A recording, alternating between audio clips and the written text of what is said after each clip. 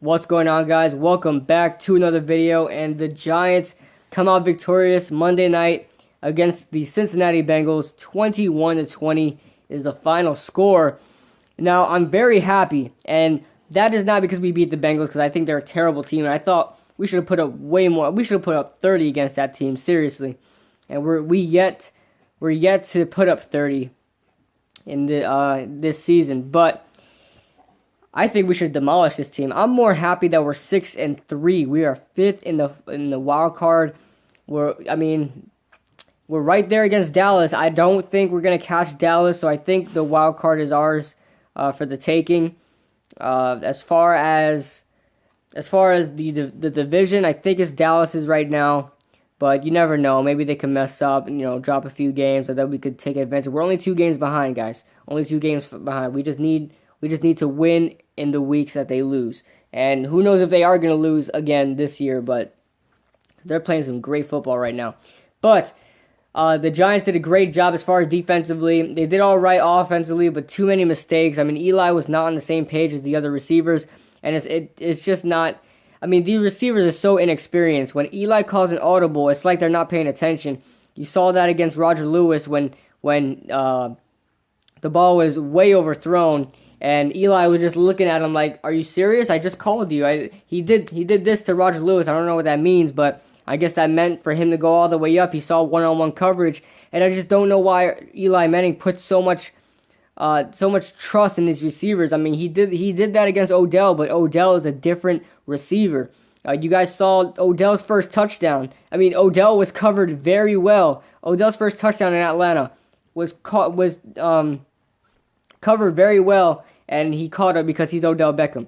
But Roger Lewis is undrafted. He's not Odell Beckham. Tavares King, he's undrafted. I know he's not undrafted, but he barely made the roster, and he lobbed it up, and Eli Manning lobbed it up after we just got an interception. Landon Collins just picked off Andy Dalton, and Eli Manning just lobs it up, triple coverage for Tavares King. Tavares King against George Iloka. George Iloka is probably one of the top 7 or top 8 safeties in the league right now.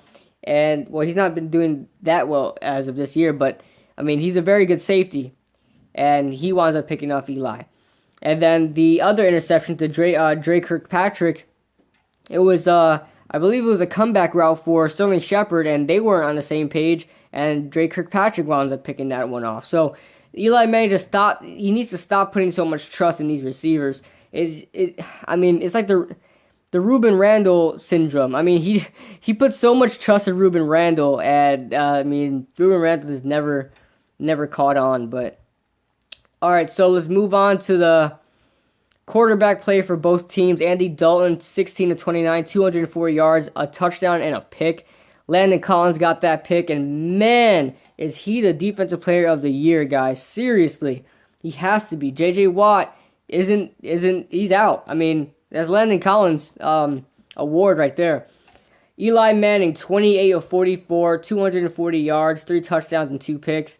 He was only sacked once, was a great thing there, but that sack, I believe, was on a 4th down. So that wasn't very good. And moving on to the running game.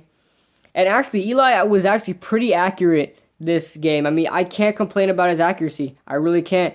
He did have some throws where they were really, that one throw is like 3rd and 2, and he just threw it to Rashad Jennings. Rashad Jennings wasn't even looking. I think he was just trying to get the ball out, and he threw it way. He threw it like 5 feet, and Rashad Jennings didn't have a chance there. But as far as his accuracies compared to other games, I think it was very well this game.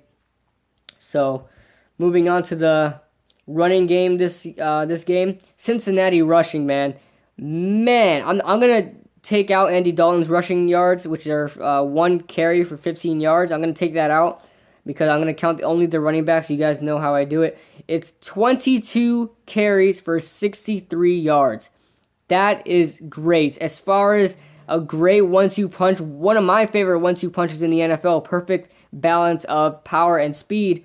Jeremy Hill and Giovanni Bernard, we shut them down. Jeremy Hill had 15 carries for 46 yards.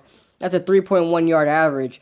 And Giovanni Bernard, 7 carries for 17 yards. That's a 2.4 yard average. So we did a great job as far as stopping the run. And then running the ball. The Giants did a great job running the ball.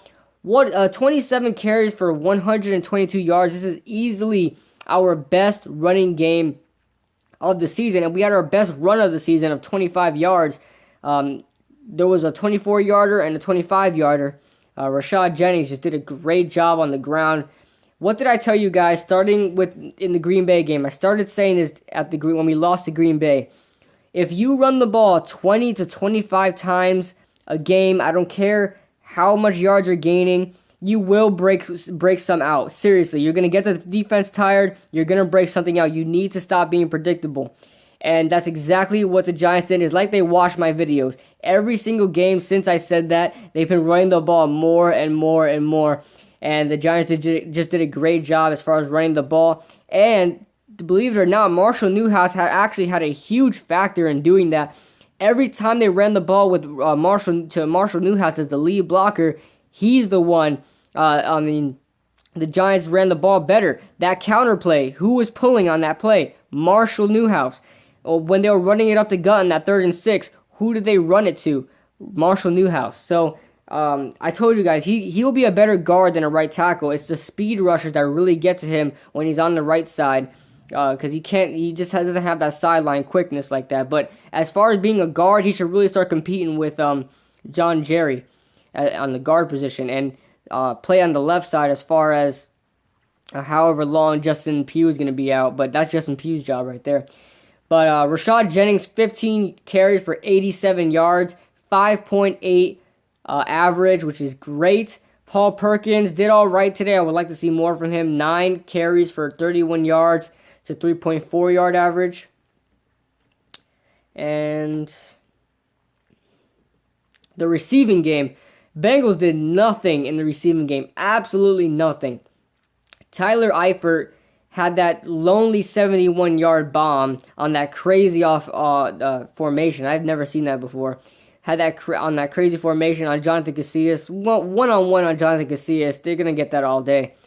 And so, yeah, he had 3 receptions for 96 yards. A.J. Green, I mean, we did not have an answer for A.J. Green. If he didn't hurt his ankle late in the game, he would have had well over 100 yards. He had 68 yards yesterday, but he could have had over 100 yards had he not hurt himself.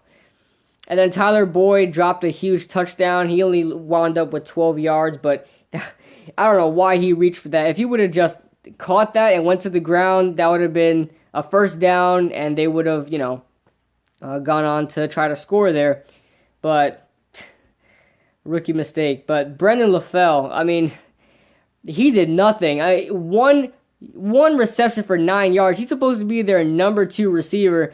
Brendan LaFell off the damn map. He got 1 reception for 9 yards. Oh, man. But anyway, moving on to the Giants receiving game. Again, the Giants are just spreading the ball around, and it's great to see that. Odell Beckham, 10 receptions, 97 yards, and a touchdown. This is his first 10 reception game since 2014, his rookie year. Will Tye, 5 receptions for 53 yards. And then Jarrell Adams had his first career touchdown yesterday. Why do I keep saying today? Yesterday. And I think he's progressing. This is the best 3 receptions for 18-yard game I've seen from anybody. He actually did a really good job. Three receptions on 3 targets. He caught the ball very well as far as run. He has very good speed. I believe he may be even faster than Will Tye, and Will Tye is a speed tight end. And I think he's way more elusive, and he knows how to break the tackle. You guys saw him fighting for extra yards when he caught that ball. He just caught it, and he had like 3 guys on his back. He still fought for more yards. I love to see that in players, especially young players like that eventually could have a starting job for this team.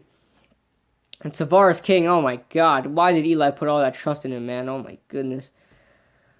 Moving on to defense. Man, Vincent Ray was all over the place for the Bengals. 16 tackles, holy moly. Vontaze Burfict was exposed on so many plays. I don't know why that guy has so much confidence in himself. I mean, as far as the Giants go, he got exposed. And anywhere up the middle, the Giants were throwing all over the middle. He he just couldn't defend against us, especially on that fourth down play. There had to be a break in the defense. I mean, no way do you game plan for Vontaze Burfict to cover Sterling Shepard. I mean, that's ridiculous. But that fourth down play was a great job there. Olivier Vernon and that whole D-line did a great job, especially Robert Thomas too. I mean, we picked him up late in the offseason, and he got a sack. And Landon Collins, if he's not Defensive Player of the Year, I don't know who is, but Olivier Vernon and JPP had a great game. Now, a lot of people are saying that now that we see what they're doing as far as the D-line is, that they're worth all that money. I still think they're not. I think the only one who really deserves that money is either Janoris Jenkins or because I think Janoris Jenkins is actually doing a really good job. Janoris Jenkins and Damon Harrison, because all Damon Harrison needs to do is stop the run. He wasn't paid to rush the passer. JPP and Olivier Vernon were paid to rush the passer and get sacks. Nowadays, you are paid to get sacks. You're not paid to stop the run. You're not paid for pressures. You're not paid for tackles for loss. You're paid for sacks. And they're not getting that done. They need to get that done. As far as the sacks for altogether, we had 3 sacks. We move on to 15th. I think we're still last in the league in sacks, but we need to get better at that. I think we're getting better as far as rushing the passer, but 3 sacks. We got to pick Landon Collins, like I said. And yeah, as far as the game went, I think the play calling was very well. I mean, we shouldn't have went for it on 4th down that first time. Eli wound up getting sacked there. I think we should have just took the points right there and went up to 17. I believe it was 17-10 we would have went up. That would have been perfectly fine. And I would have went for the points on that time where Eli Manning hit Sterling Shepard for that 4th down touchdown. I would have took the points there. I would have went 20-17 and we had a lot of more time left. We had the whole 4th quarter to go. So I would have took the points there. But great job by Ben McAdoo. That's why he's the coach and I'm not. So kudos to him there. But the Giants are 6-3, guys. I mean, we have such a favorable schedule coming up. We can go 8-3. And that will be the first time in a long time that we like double our wins from losses. We have Chicago coming up, who just lost Alshon Jeffrey, and we got Cleveland after that. And Cleveland is Cleveland. That could be a trap game, not gonna lie, but I mean, Cleveland is Cleveland. So let me know what you guys think in the comment section below. Great win by the Giants. Shout out to every Giants video maker. Shout out to every Giants fan. I didn't watch any Giant video maker as far as victory laps or just reviews. Didn't watch you guys yet, but I'll be watching you guys after I make my prediction videos. So let me know what you guys think in the comment section below.